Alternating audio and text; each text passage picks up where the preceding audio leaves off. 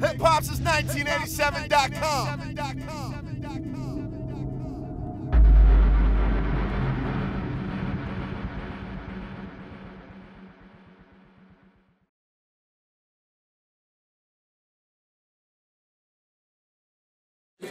Hip Hop since 1987. We're live here at A3C, your man Eldorado, and I'm with the one and only man of the hour. He goes by the name of Marc Lamont Hill. How you feeling today? I'm good, brother. Good to be here. Now you do a lot out here, not only for your people, I'll say, for young black men and things like that. You're also a CNN reporter. You're a professor at Morehouse University.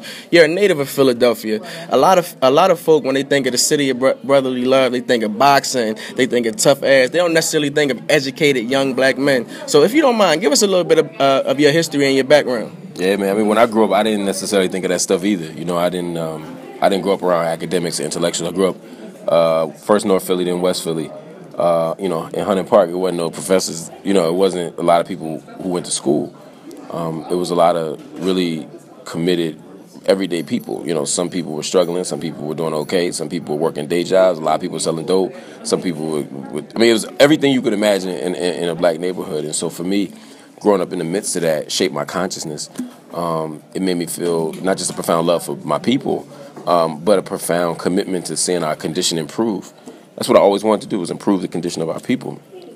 A big part of it was because the people I grew up with were cool. They were smart. They were regular people. And then they got to school, and they were called illiterate or behavior problems or struggling youth or at risk. You know, they would seem like decent, loving people to me, and then the police show up, and they get treated differently, you know. They seem like regular human beings to me, and in the news, I turn on the news, and people are talking about them as super predators and crack monsters. And so for me, there was a big gap between how I saw black people and how the world saw black people.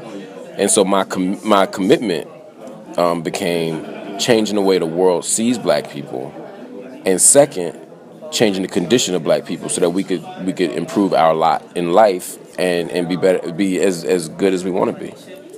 Very well said. In the past 2 or 3 years, our country has been taken by storm by social media.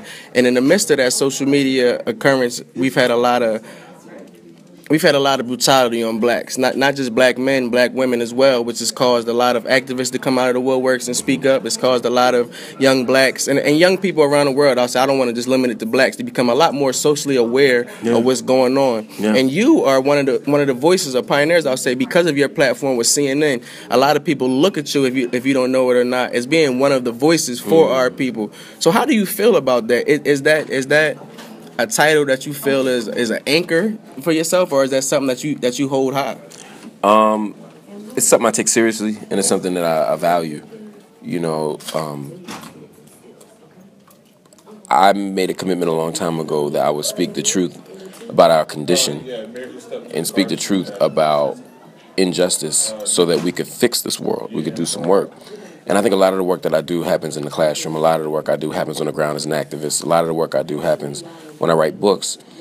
But the media is a major platform for this work too. You know, when 2 or 3 million people are watching a conversation, and I can intervene into that conversation a different perspective, a more honest perspective, a more grounded perspective, a more radical perspective, a more humane perspective, whatever it might be, I want to add that to the conversation. So I take that seriously, and I'm very proud to have the opportunity to be like a public defender for our people and for people who are struggling everywhere. That's my goal. And I don't always do it well. I don't always do it right. We all make mistakes. But I try to do it as well as I can, as honestly as I can, and I always try to be driven by principle. And I feel like if I move by principle, I'm going to be all right.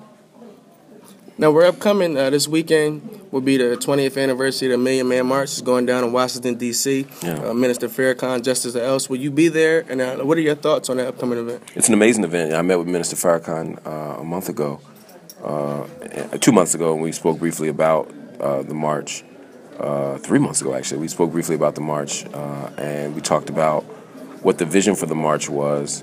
And the thing I appreciate about Minister Farrakhan is that as he was organizing for the march, he didn't just come in with an agenda, although he clearly did. He also was open to hearing the voices of young people. He was open to hearing different perspectives and different takes. He was, you know, and being a significant leader in our community who has followers and support and platforms. He doesn't have to listen. He didn't have to do that. He could have just come to D.C. with 1 million people and did his thing and left. But he wanted to hear the voices of young people. He wanted to connect to the next generation of young people. And so, I have deep admiration for his commitment to saying 20 years later, justice still has not been realized, and we need to demand it now. And there have to be consequences for not receiving justice or else. And lastly, and this is the thing that I appreciate most about Minister Farrakhan on this issue, is that he said, we're not going to stop on 10-10. This isn't a 10-10 issue. The real work starts 10-11, right? After 1 million people come together, hopefully, in D.C., the next week, the next month, the next year, we need to be organizing in our communities. We need to be building infrastructure. We need to continue to get our own, The minister comes out of a tradition that says accept your own and be yourself. And accepting your own is key. Being yourself is part of the work we all should do as freedom fighters and as community builders. And if we do that work on 10-10 but beyond, we're going to be all right. So, my hat's off. I'm honored to have even been part of the conversation. Before we wrap up, I got to ask you, as we mentioned, we're here at A3C, which is looked upon as a music platform. Can you talk to me about maybe some of your beliefs or some things that you've encountered on how hip-hop can have a more active role in getting our people and our demographic to be socially aware? Well, I never want to put too much on hip-hop. At every generation, artists have supported the movement, but they haven't led the movement. And it seems in this historical moment, we want to put so much weight on artists to not just be in the movement, but to lead it. And I think that's unfair to hip-hop. At the same time, I want people to be accountable for the music they make. I want people to be accountable for the messages they offer. If we continue to sell death and destruction, self-hate, consumerism, individualism, homophobia, transphobia, class arrogance, then if we continue to eat that stuff, then that's what we'll be, right? So we need to consume different stuff so that we can be different people.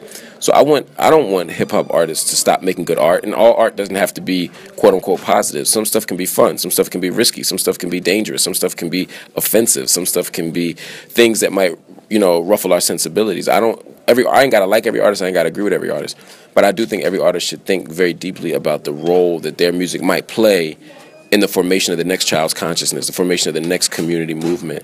And if you think that your music is creating death and destruction, then you should reconsider. Very well said. Your man Eldorado, hip hop since 1987, live from A3C with the one and only Marc Lamont Hill. Make sure you follow him on Instagram and Twitter, and stay tuned to Hip Hop since 1987 for all your hip hop news.